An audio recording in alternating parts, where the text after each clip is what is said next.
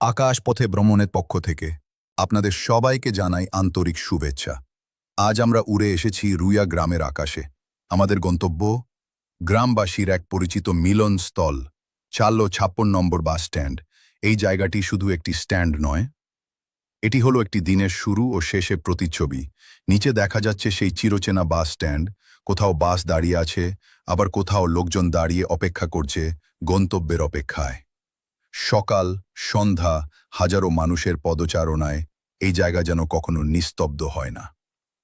স্ট্যান্ডের পাশে কিছু চায়ের দোকান, ফল বিক্রেতা আর ভান বসে থাকা যাত্রীরা।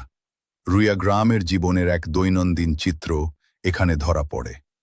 এখানে দাঁড়িয়ে থাকা প্রতিটি মানুষ, প্রতিটি যানবাহন যেন একটা ছোট গল্প বলে চারপাশে ছড়িয়ে আছে। সবুজের ছায়া, মাঠঘাট, দূরের গাছপালা যেন গ্রাম আর আধুনিকতার এক সেতু বন্ধন। এই ৫৬ নম্বর বাস স্ট্যান্ড, এটি শুধু এক জায়গা নয়, এটি রুইয়া গ্রামের স্পন্দন। আকাশপথে ভ্রমণের এই যাত্রায় আমরা আপনাদের দেখালাম একটি সাধারণ অথচ অসাধারণ স্থান, রুইয়া গ্রামের ৫৬ নম্বর বাস স্ট্যান্ড। আপনাদের ভালো লেগে থাকলে লাইক দিন, সাবস্ক্রাইব করুন আর আমাদের সঙ্গে ভ্রমণ করুন বাংলার অজানা আকাশপথে। পরবর্তী পর্বে দেখা হবে অন্য কোথাও, অন্য কোনো গল্প নিয়ে। ধন্যবাদ।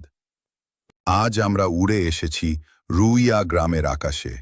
আমাদের গন্তব্য গ্রামবাসীর এক পরিচিত মিলনস্থল ৫৬ নম্বর বাস স্ট্যান্ড।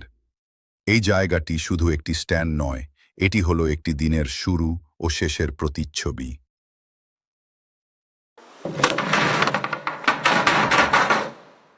নিচে দেখা যাচ্ছে সেই চিরচেনা বাস স্ট্যান্ড। কোথাও বাস দাঁড়িয়ে আছে, আবার কোথাও লোকজন দাঁড়িয়ে অপেক্ষা করছে গন্তব্যের অপেক্ষায়।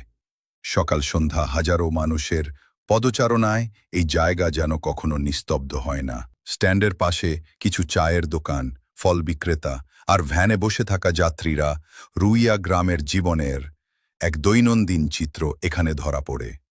এখানে দাঁড়িয়ে থাকা প্রতিটি মানুষ, প্রতিটি যানবাহন যেন একটা ছোট গল্প বলে। চারপাশে ছড়িয়ে আছে সবুজের ছায়া, মাঠঘাট, দূরের গাছপালা, যেন গ্রাম আর আধুনিকতার এক সেতুবন্ধন। এই ৫৬ নম্বর বাস স্ট্যান্ড, এটি শুধু এক জায়গা নয়, এটি রুইয়া গ্রামের স্পন্দন। আকাশ পথে ভ্রমণের এই যাত্রায় আমরা আপনাদের দেখালাম একটি সাধারণ অথচ অসাধারণ স্থান, রুইয়া গ্রামের ৫৬ নম্বর বাস স্ট্যান্ড। আপনাদের ভালো লেগে থাকলে লাইক দিন, সাবস্ক্রাইব করুন আর আমাদের সঙ্গে ভ্রমণ করুন বাংলার অজানা আকাশপথে। পরবর্তী পর্বে দেখা হবে অন্য কোথাও, অন্য কোনো গল্প নিয়ে।